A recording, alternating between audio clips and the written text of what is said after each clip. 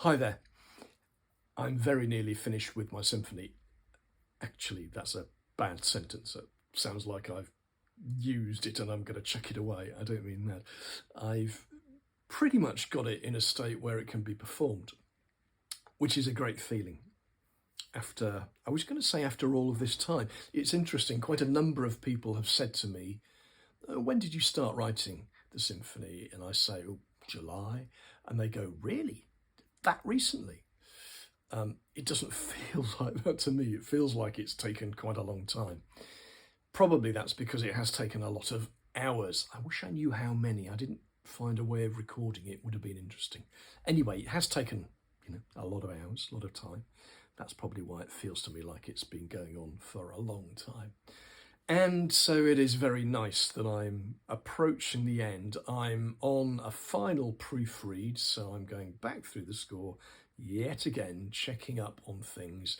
I actually had a couple of weeks break just before this, which is great because my head was not immersed in the symphony as it had been before, and I've been able to see it a little bit clearer.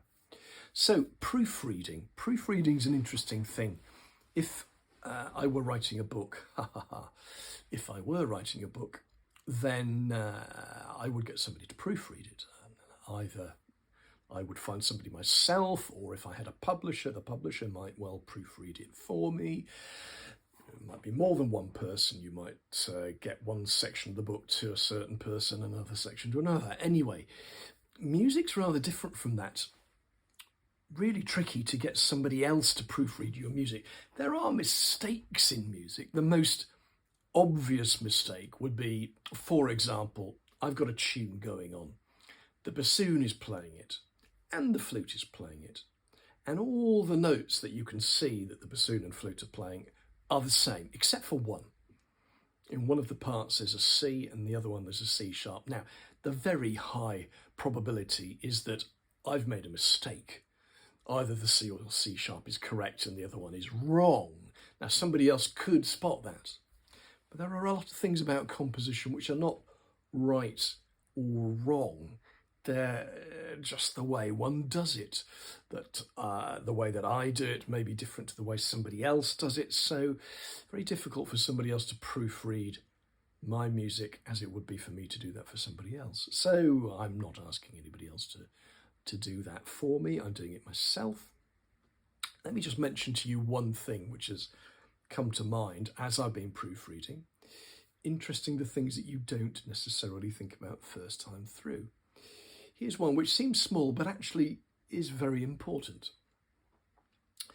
If I ask in my composition for the string players to pluck the string to play pizzicato, then that is by definition a short sound. You cannot pluck the string and make a long sound with it, like you can, of course, when you use the bow on a stringed instrument.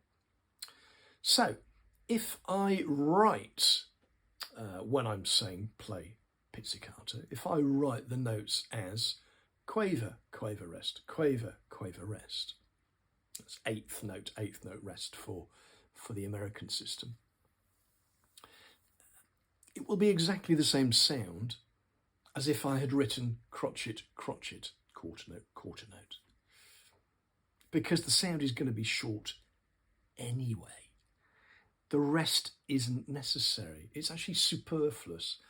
You might think, well, what's the problem? If it makes the same sound, then either way is fine. Well, yes and no. The no is that the performer, when they come to look at the music for the first time, and bear in mind that there isn't a lot of rehearsal time for most music, especially in Britain, and certainly I don't have much rehearsal time for the performance of this symphony on the 9th of December.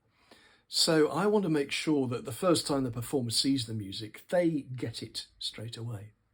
There's no superfluous information, there's no possibility, well, there's always a possibility, but there's a very small possibility that they will misunderstand what I mean. So if I write quaver, quaver, rest, there are two things on the page. If I just write crotchet, there's one thing. There's less information. There's less for the player to take in. It's easier for them to play at first sight. That really is important, and that's one of the things I keep thinking about as I'm proofreading. How does this look to the performer? Is the way I've written this rhythm the easiest way to notate it? Is there an easier way? Is this note better as a D flat or a C sharp? Which one fits better and which one makes more sense on that instrument? Okay, so there's a few of those things that I'm going through at the moment, but it's lovely. I'm halfway through this proofread. I reckon I'll have it done within a week at the most, and then I just have to create the parts, the individual parts, get them printed out for the players, then do the rehearsals and concerts, and finally I've got to get other people interested in playing this music, which is probably the subject of another little video.